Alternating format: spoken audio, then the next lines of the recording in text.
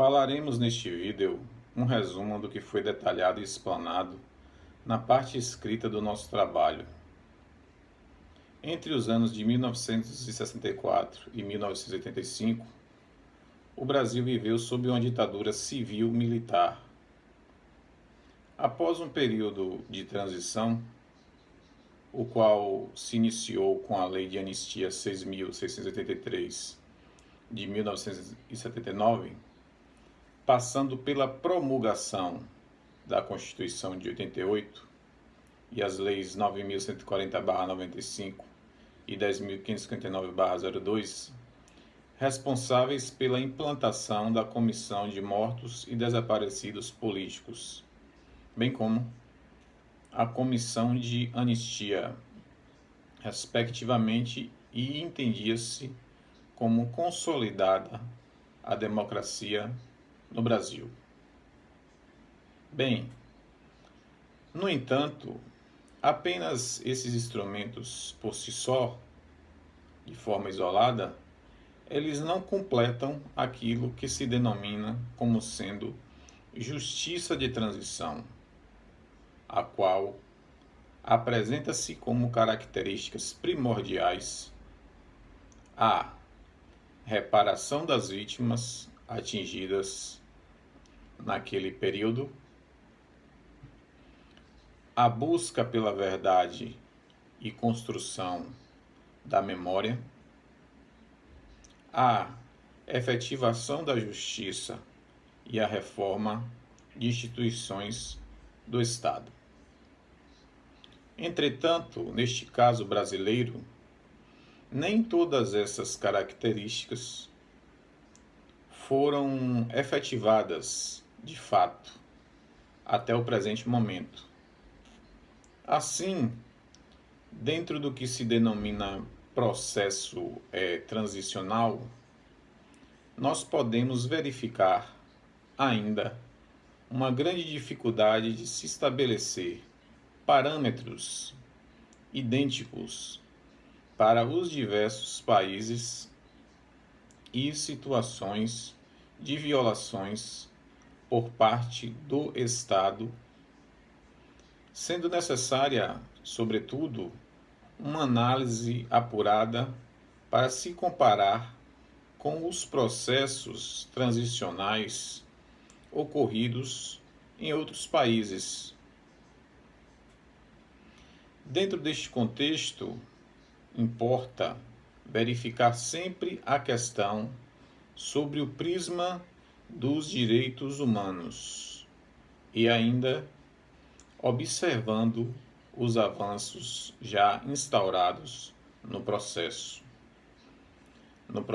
transicional brasileiro, como, por exemplo, a ADF, interposta contra a interpretação da lei de anistia para ambos os lados, e ainda da recente decisão da Corte Interamericana de Direitos Humanos, condenando o Brasil, condenando o nosso país, no caso Araguaia, o célebre caso do Araguaia, e ainda com a Comissão da Verdade recentemente aprovada pelo Congresso Nacional, a qual visa apurar fatos ainda não esclarecidos daquele período. Bem, a Constituição promulgada em 1988 foi um grande marco da redemocratização aqui no Brasil, após a ditadura civil-militar de 1964 a 85. O intuito principal do texto constitucional era garantir, em linhas gerais, direitos sociais, direitos econômicos, direitos políticos e culturais, que estavam suspensos no período anterior e que, posteriormente, seriam regulamentados por leis específicas. Esta foi uma das críticas feitas à Constituição, além de ser considerada muito extensa. Outro fato que marcou a elaboração e votação da Constituição, ela diz respeito à participação de forças sociais que estavam afastadas das grandes decisões dos órgãos de Estado. Uma característica da Constituição de 88 foi a divisão e a independência dos três poderes entre si da República: o Executivo, o Poder Legislativo e o Poder Judiciário, entretanto, com responsabilidades de controle recíproco entre eles.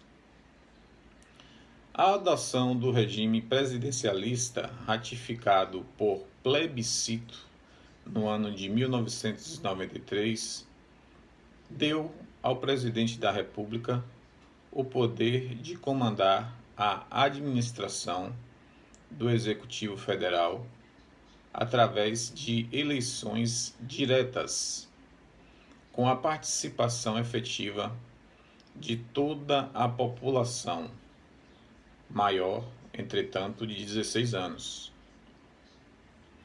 Também seriam eleitos os responsáveis pelos poderes estaduais e municipais, dividindo entre as três esferas de abrangência dos poderes, sendo elas municipal, estadual e federal, uma série de responsabilidades.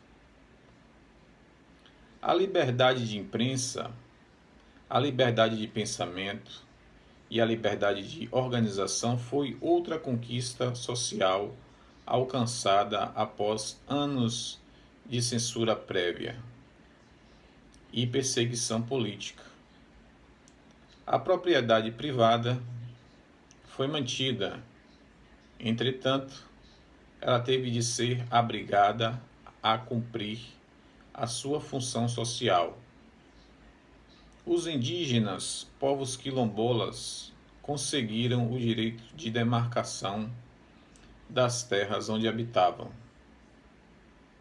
A Carta Magna, como também é conhecida a Constituição, apresentou ainda diretrizes de utilização das riquezas minerais dos subsolos do país e de constituição e funcionamento das empresas estatais.